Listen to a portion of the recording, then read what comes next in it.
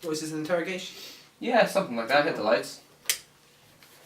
Michael, just to put it simply, we want you back. Yeah. I knew you would. Look. that was easy. That was easy. That's what I thought it was going to be. Yeah, come on, look. I'll be there bright and early, ready to direct. It's not a problem. I always, knew I'd be back at some point. Just. Sorry, did you say direct? It's a good one. You're not directing, Michael. No, Michael. What? You are presenting our show! That is why we are calling you back! Come on! Exactly, presenter. Who's going to direct? Ben, of We course, will. and me, come on! This is the easiest thing in the world! You guys do know what directing involves, right? Like. Oh yeah. I did it when I was a child. I did some plays. With Yeah, school. Bonnie tells me he's done it before. I mean, I've seen guys, you do very it. You easy. just press You're the very button. easy. It's going to be easy. live. You can't make any mistakes. Of course. You do realise that you need to know everything, every position, every role. You need to know what's coming up and coming up after that. You need to know what just been, so you can fit it in the scheme of everything. You need to know when to cut the camera, not in the middle of the sentence, but the pacing, the emotion. Can you handle that? Sounds quite easy, to be honest. Yeah. Well, I mean, Bonnie said we could. presume, Bonnie, you've read the works. I mean, you might want to have a bit of a quick catch up, but sort of pretty familiar stuff then for you guys. I mean, you've got the law, and you've got the general camera operation. What's credits into Catwin? What product placement? Oh yeah, no, copyright law is Do we have the main thing. Got to focus on that. I mean, who's going to be my co-presenter? Because I only Me, actually, no, Bonnie. I'm just gonna. But actually, no, I I want to only direct. work with Jamie. I only work with Jamie. Is that I'll really give a problem? No, Jamie will be fine. I'll give him a call. I'm more than happy to let you direct. No, don't worry about it. I'll give Jamie a or call. Jamie can be No. directing. What? I mean, he What? wants to. I'm more. No, Michael, no. Bonnie, do we have any kids on the show? I mean, I think there's different laws. Signature of a parent. Yeah, we have Michael and Jamie. I think they're 15 or 16, isn't it? We've got. We're not nowhere near ready for this. That's alright, We'll ask them to do whatever they want to do, you know what I mean? We'll be working. Wait a minute. We're on YouTube. That's right. No.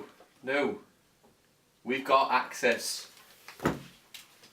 to YouTube. We can cheat our way to direction. We could learn from YouTube. YouTube. How to direct a TV show. Wow, that should be simple. That. I think we can do this. Yeah, I think so as well. Seriously, guys. Yeah. Let's do this, man. Shut up.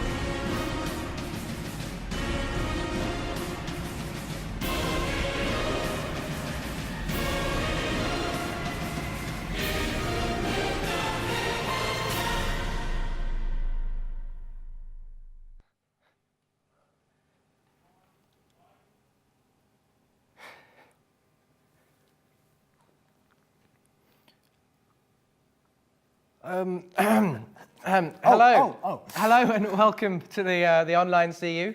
With me, Jamie G. And me, Michael. We admit, it's not usually us presenting the show. Yeah, no, and that's because this week we've had to, swap places. While Michael and I are presenting the show this week, we have Ben and Bonnie attempting to direct the show. Yeah, and if the intro video is anything to go by, I'm pretty sure they're doing a really bad job. Yes, indeed. Now, we do have an awesome lineup for you this week, I'm sure. Yeah, that's right. It is our last show tonight, and we wanted to finish the year with a bit of a bang. Oh, no, hold on, that's us. We're live. Guys, come in. Camera two in camera three in three, two, one, camera three. Thank you. We're back, we're back. back. Yeah, so assuming nothing goes wrong. Which it already has. Yeah. We have a food for thought from Mr. Harris. A new trick from Mr. Harris. And a talk from Mr. Harris. Different Harrises, of course. Ben Harris doing our food for thought and our new trick today. And Alex Harris, who is going to be doing our last talk on our Uncovered. So now on to our new trick, which is apparently an essential skill for us all to learn. Yeah, in this week's new trick, Ben learns how to wax. And is assisted by our very own Bonnet. Well, for guys out there, as part of the new trick, I'm gonna get my back waxed. Right? I know it sounds scary and it is scary. And apparently my co-presenter Ben is gonna learn how to do it. So it's all very nervous right now. I'm just trying to get ready for this painful experience. Shut up. I'm Jenny Broom, and I'll be teaching Ben here how to wax Bonnie. And as you can see, he's wearing his high-vis jacket because this is a very dangerous thing we're going to be doing and should not be tried at home. Oh, let's do this. So Ben, do you know anything at all about waxing? Any experience? I know that's a thing that happens that girls generally do. What's the easiest way to do it? Because it's weird. I just want to get it done. Yeah. What's kind of the least painful way of doing it? Well, I'd have to say probably if we covered it all and then put the strips on, Oh, okay. then waited for a bit, and then pulled them all off, one after the other quickly. Quickly. Yeah. Okay. Or, yeah.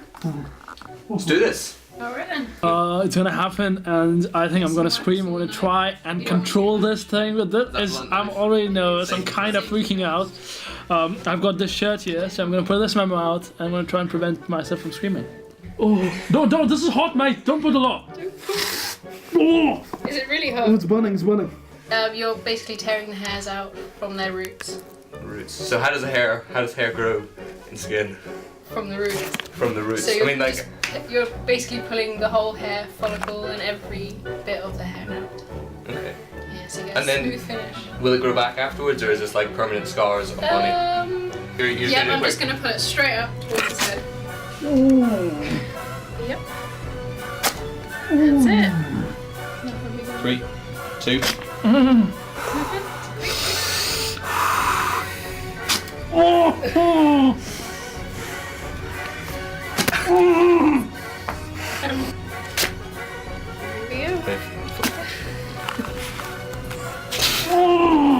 The first one, second one, straight, quick fire, don't move.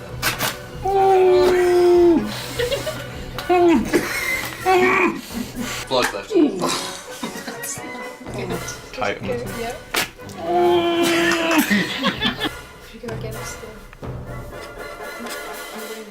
What was the most painful moment you experienced? I think it's the hair on the top, because I think that's where the hair is pretty long. And but once you get used to it, you just deal with it. So yeah, pretty cool.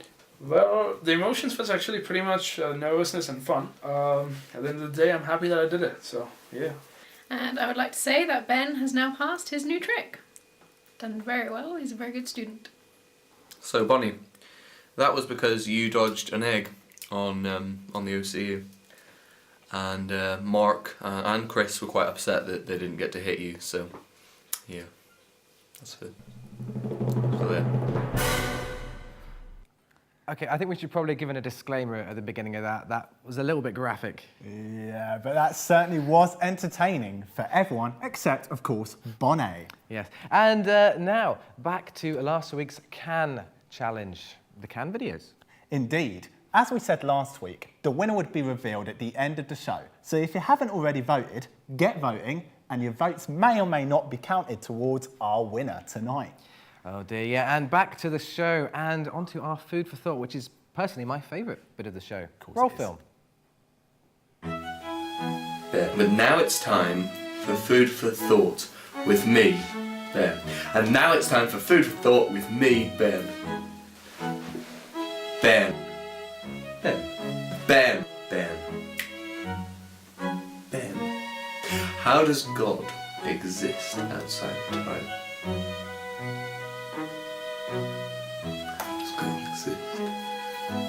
Usually works for Michael, so he told me he has anything.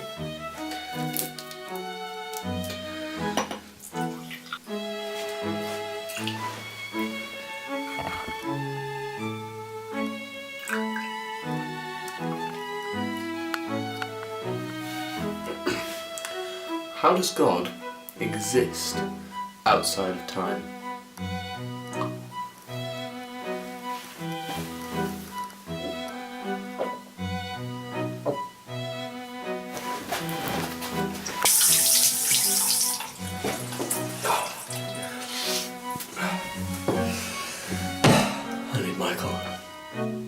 So what am I doing here?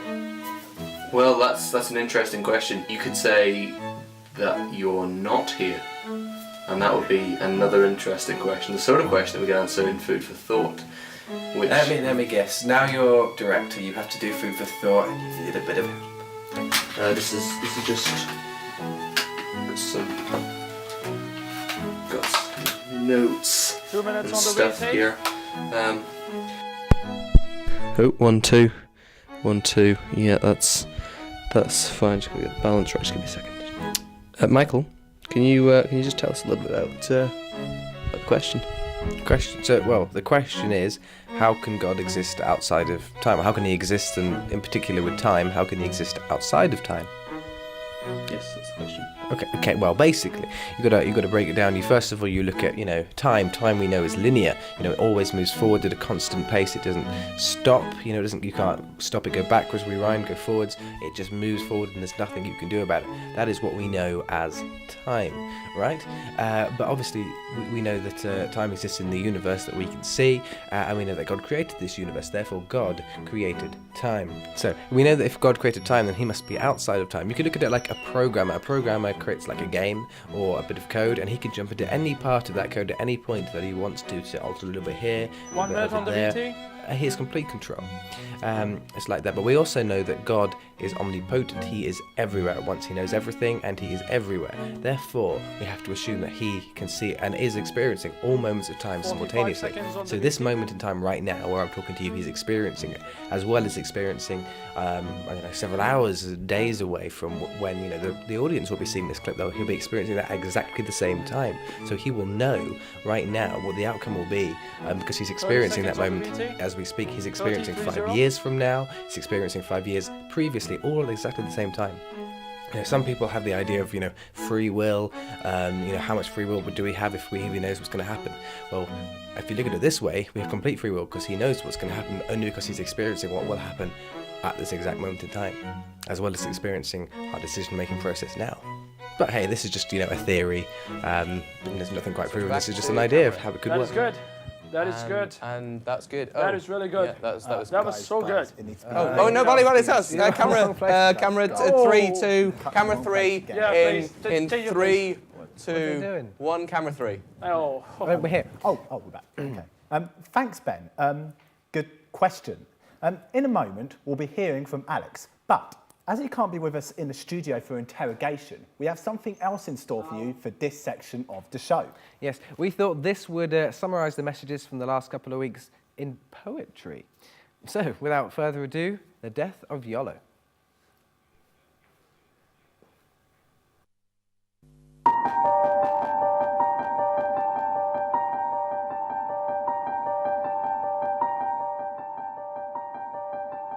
A Roman cross.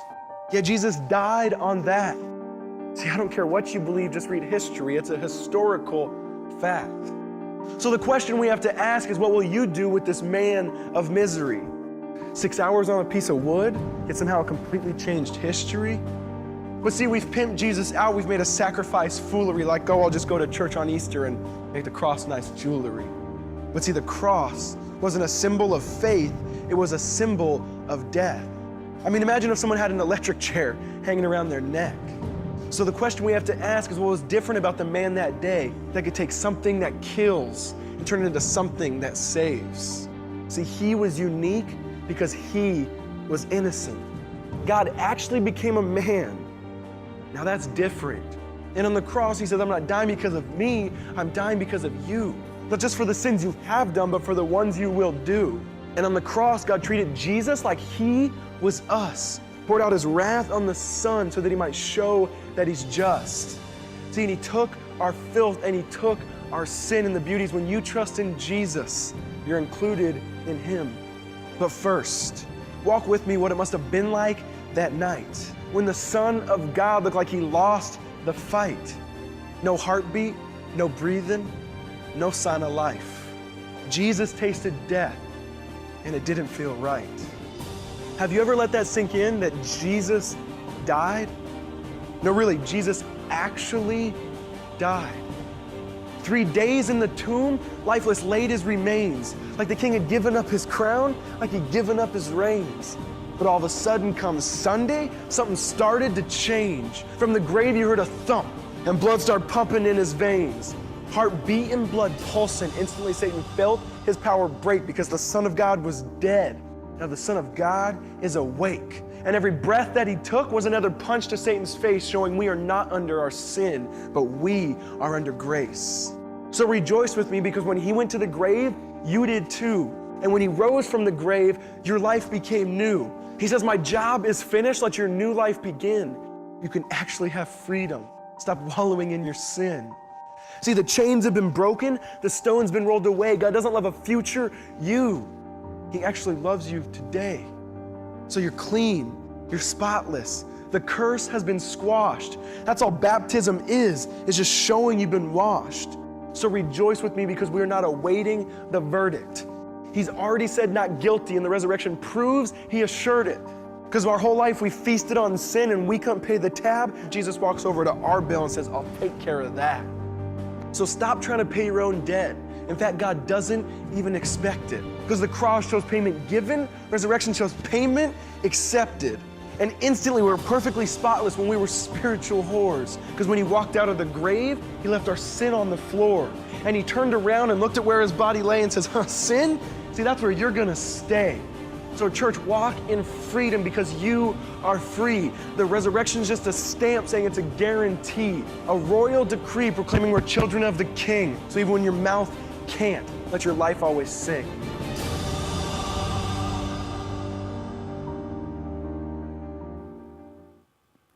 Nice. Coming up now is this week's Uncover from Alex. This is the final in the series, so we'll try to answer any questions which you may have. Yes, we are without a live speaker tonight, though, so we will do our best to answer them ourselves. Until then, here is Alex with Uncover F, titled The Sun Also Rises. Legendary filmmaker Woody Allen says this: the fundamental thing behind all motivation and all activity is the constant struggle against annihilation and against death. It's absolutely stupefying in its terror, and it renders everyone's accomplishments meaningless. See, death is terrifying. It robs us of those we love, and it robs us of the meaning and purpose that our life might have. Who remembers what our great-grandfather or our great-great-grandmother ever did with their life? Death makes it meaningless. And therefore the claim that Jesus came back to life, the resurrection as it's known, is stunning in the face of the terror of the reality of death. In fact, Jesus' resurrection is not just stunning, it's also credible. It is believable. So credible that someone like Professor Thomas Arnold, who's former chair of history at Oxford University, can state, I know of no one fact in the history of mankind which is proved by better or fuller evidence of every sort than that the great sign which God has given us, that Christ died and rose again from the dead. It really is credible. It really did happen. The academics say it, and even the law courts say it. So Lord Darling, not of the Blackadder fame, but the Chief Justice of England, has said this: there exists such overwhelming evidence, positive and negative, factual and circumstantial, that no intelligent jury in the world could fail to bring a verdict that the resurrection story is true. It's absolutely stunning, and it really is credible. And much of that credibility is built from the historical accounts we have in the Bible. Luke, who writes this account called Uncover that we've been working through, right at the end of his accounts gives us one of those records. In fact, in it we have 3 credible realities and then one important expectation. Look how it starts. Sentence 36 says this: while they were still talking about this.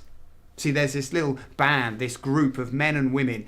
They knew and they loved Jesus, and now they're hidden away in a room, frightened after Jesus' death. The authorities hate them, and 2 of their friends have rushed in and are claiming they've met with Jesus, that Jesus actually is alive again. And this band are talking about it. The sense here is they are incredulous. Dead people don't come back to life. And these weren't people who were easily hoodwinked.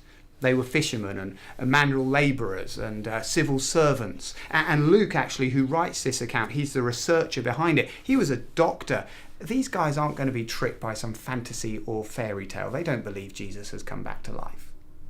And that's why what happens next, which is the first credible reality, is so amazing. It's that the disciples touched Jesus.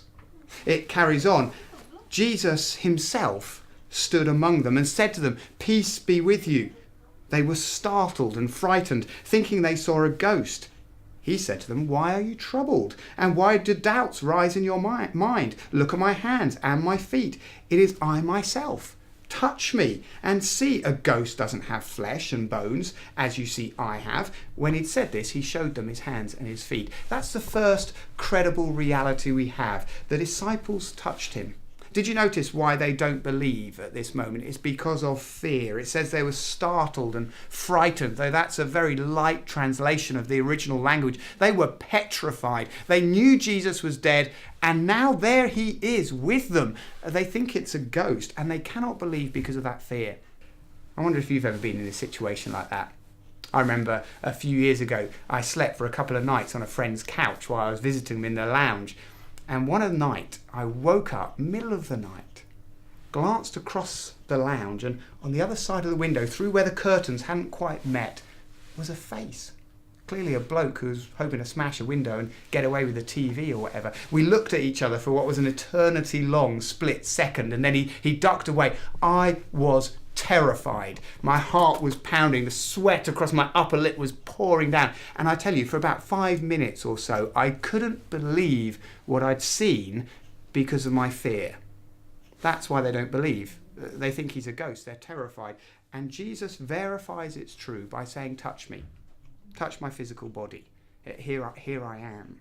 And we've got to remind ourselves that at this point, these group, we're calling them the disciples, they were in no fit state to fabricate or engineer or conjure up this as an illusion or some fairy tale. Emotionally, they were shattered. They'd lost their best friend, murdered in horrific fashion. They're in mourning. Mentally, they had no framework to think that someone might come back to life. It's not normal. And physically, practically, they had no resources. They were relatively poor in a strange town outside of their comfort zone. No resources to conjure this up. They weren't making it up. In fact, almost all of those original group who saw Jesus alive, were tortured or murdered for their loyalty to the fact he came back to life. No one dies for a lie. And every one of them had an exemplary character, so much so that even their enemies said that they weren't the kind of people who would tell lies or make up stories. And every one of them was transformed by this meeting with Jesus. They went from depressed cowards to suddenly being bold adventurers. So there's the first one of these credible realities, that the disciples touched him. The second piece of credible reality, if you like, we have here is that Jesus ate with them.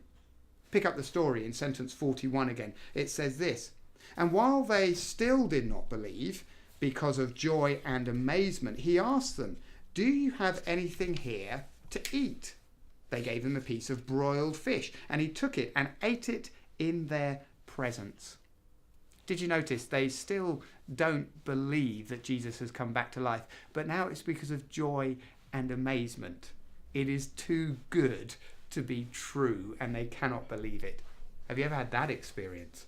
I remember on my 7th birthday, I had nagged my mum and dad for this BMX bike I really wanted. And then the morning of my birthday, I came down the stairs, a dog-leg staircase. I stopped on that middle landing, and there at the bottom of the stairs was this pristine bike with a big ribbon on it, my mum standing next to it. And I said to my mum, I had tears in my eyes, I was so excited, "Whose is that?"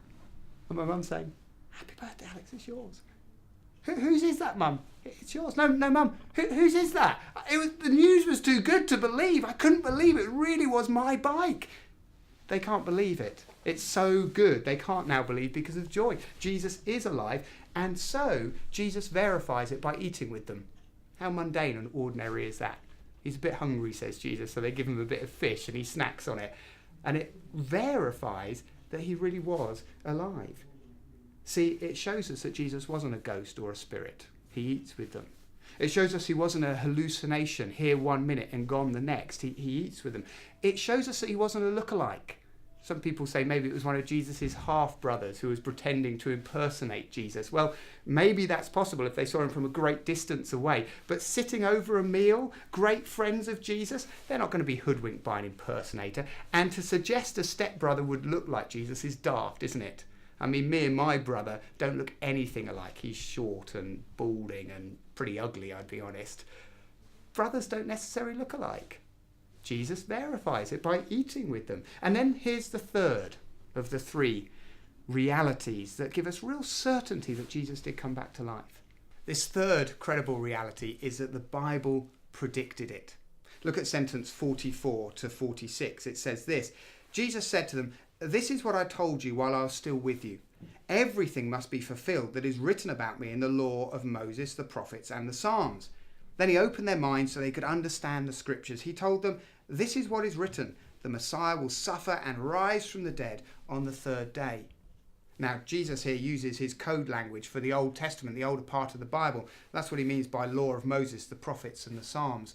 He's saying, actually, this was predicted hundreds, even thousands of years ago in the earlier part of the Bible.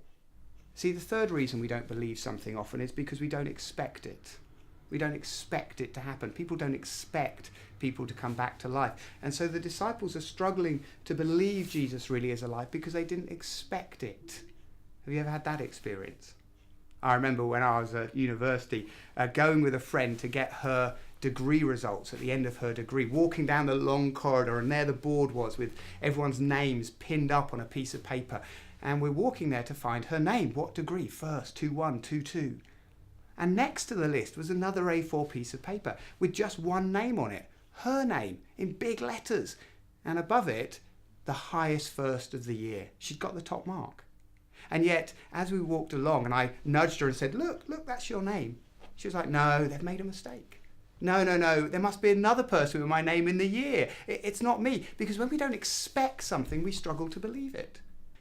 Well, Jesus says here we should expect that he would come back to life. The original disciples should have, because it's predicted in that older part.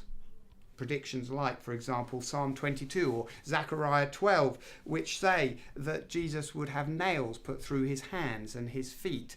Well, when that older part was written, crucifixion didn't even exist as a mechanism for killing someone, and yet they predict that's how Jesus is going to die.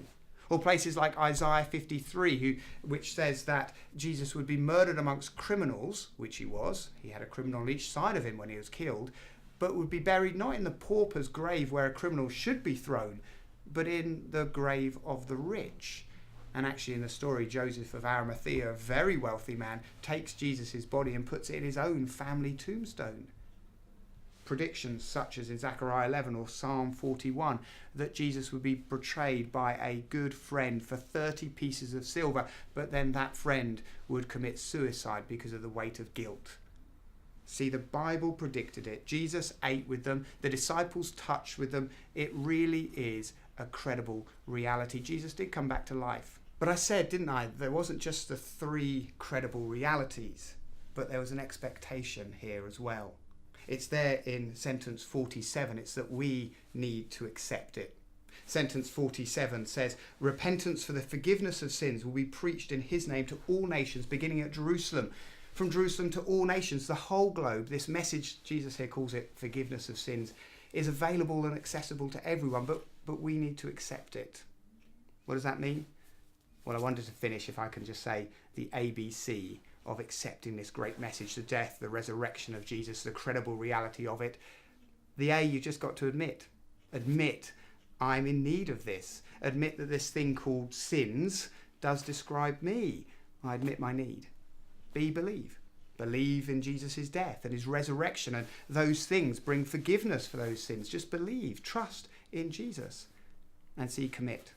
Commit to follow him as best you possibly can in all areas of your life. The resurrection really did happen. That terrifying thing, as Woody Allen calls it, of death, Jesus really did defeat that. It is credible. You need to accept it. Rolling live. Thank you, Alex. We'll be back in just a moment when we take a few questions from some of the guys here and online. So if you're online, get asking. Yes, you can reach us on Twitter with @TheOnlineCU or on Facebook /TheOnlineCU, and now we're also on ask.fm, again with /TheOnlineCU. But first, we have a testimony from Ashley, who's a member of one of our local churches. Rolling film. I'm Ashley. I'm a doctor, and I've been a Christian since I was 14. And when I went to university in Manchester in 1965, I really struggled the first few weeks I was at university. And during the first week, I would think 2 or 3 people from our course left because of dissecting and all the other things. My problem was I'd left a girlfriend behind in Stafford, who's now my wife. And also I'd had trouble getting I thought I'd arranged my grant, because in those days we got a grant that paid the full fees and everything. And after a couple of weeks, there was a problem with my grant. It hadn't come, and I was nearly out of money. And about 3 weeks into the course, I thought, that's it. I'm just going to give up and go home. And then with my last money, it was raining in Manchester. It's often rain, and it was a real horrible, smoggy, rainy morning. And I was going down on the bus, and I thought, well, this is it. This is my last money. I'll be going home after this. And the bus stopped outside of a church, and the window of the bus was all misted up, and I wiped the mist off the window. I don't know why I did. And there, right in front of the bus, from my window, was these churches that have texts and scriptures outside them, and it had a wayside pulpit, as it were, and the verse on it was from Corinthians, "My grace is sufficient for you, for when you are weak, then I am strong." And when I saw that, I knew that was God speaking to me. And I thought, what a stupid idiot I am. Here am I, lucky enough to be on a medical course where so many people have applied and didn't get on, and I've got a place here, and I'm thinking about jacking it in. And from that was a real turning point in my life. I think without that, I could well have gone home and given up. I wouldn't be where I am now. So really, I felt that was God just speaking to me in that words that were on there, that His grace is sufficient for me. And that just carried me right through the course. Cool. Thanks for that. Ash, that was clash. Oh dear, that pun was very, very clearly written by Ben. Definitely. And now, onto the questions panel. We have, us. That's right, Jamie. And, now we're going to attempt to answer the questions that you have given us. And it is our last show, so we've been given a couple of hard questions. Now, we've had 2 questions come in from our online audience. Jamie, I wonder if you could have a go at basically trying to answer some of these for us. So this first question is, as Christians, we're taught to basically practice God with our lives. Yes. How do I do that as a games design student? Right, that is actually quite an interesting question, because Michael and I, as a lot of you may already know, we are film technology students, and we've actually asked ourselves the same very questions. What we've come to find is sometimes it's more the example you can be amongst your fellow peers, which I'll admit I'm not perfect at, none of us ever are. But it's just about, are you there for those who are around you when they need to be? Are you setting a good example for God? Yeah, and just to add on to that, I would say that in Christian societies, quite often, people seem to think you have to go out to like Africa and to all these places to be an example to God, when actually, in the very industry you're working in now, that's where you can be that example for God. Okay, and the second question we've had is, the oCU is over. What next? What do I do now? Okay, well, if you've been watching the Uncover series and anything has meant anything to you in any kind of way, and you want to actually find out more about God, find out more about Jesus, there are several things you can do. One of them is you can drop us emails and we can continue to answer any questions you may have, or try to find out the answer if we don't instantly have them. But one thing I would really recommend is that you find a local church, a church near you, which one that you feel comfortable in, one where you feel like you can engage with the people there, and they'll answer any kind of questions that you may have. One with a good pastoral care, which is basically a leadership team, and basically kind of take it from there is what I'd recommend. Yeah, definitely. Right, I think we're going to jump back down to our main starting positions. Yep. Because it's that time, it's the end of the show. So let's head back down. Wow, Ben actually did it, and almost directed as well as you, Michael. He obviously wrote the script. Yeah, anyway, before we end, we have to announce the winner of the competition. Definitely another line written by Ben. Yes, and now on to the results. Yes, in second place, we have, miraculously, 3 out of our 4 entrants who have actually come second because all the votes on them were equal. Wow. So that means, in first place, the winner of the Cannes competition, oCU 2013, is Ben. What? Okay, well, he clearly did. Well done, Ben. Well done, did Ben. The better film, but Yeah. I'm just going to And with that, it looks like we're coming to the end of the show. I think we should invite Ben and Bonnie back. Ben and Bonnie, back if you on. come out to the studio and onto the stage. Thank you. Welcome. Thank you. Thank you, Far too guys. kind. Far too kind. Yes. I shall be over here. Yep. Okay, let's mix that. But Ben, congratulations on Cannes video. Yeah, congratulate. It's one way to put it. Definitely. I won. You lost. I did the show. Yeah. Okay then. That was interesting. Yeah. Yes. Looks like we need to. Looks like we need to move on to the next section. That's right. Well, also apparently, well done for your new trick. Oh. Because apparently, you did direct us. We're here now. It's impressive. Okay. Well, guys, hey, we suddenly got so far. That's brilliant for this show. Yeah, Directing for the first time, I thought this was a lot of fun. Yeah. I did. I think it was a lot of fun. I think the camera changes episode where it went to us. It was like there was kind of bits like that, but I think we pulled through. But I appreciate. We'll have words afterwards. Mate. Definitely a bit of a hiccup considering we don't usually have a camera in there. But yes, anyway. I thought okay. Well, nonetheless, guys, thank you so much for watching. This was our last show and our last few moments before we sort of break off for the university year. Yeah, now we'd love to carry the oCU on, but unfortunately it is kind of coming to the end of the year now. So perhaps you carry on in your CU or start it new. Yep, get in touch with us on the oCU website and we'll see what we can do. That's right. Well, that's official, guys. It's the end of the show and we've stalled long enough. So it's goodbye from me. And goodbye from me as well. I'm Jamie G. And I'm Ben Harris. This has been the oCU.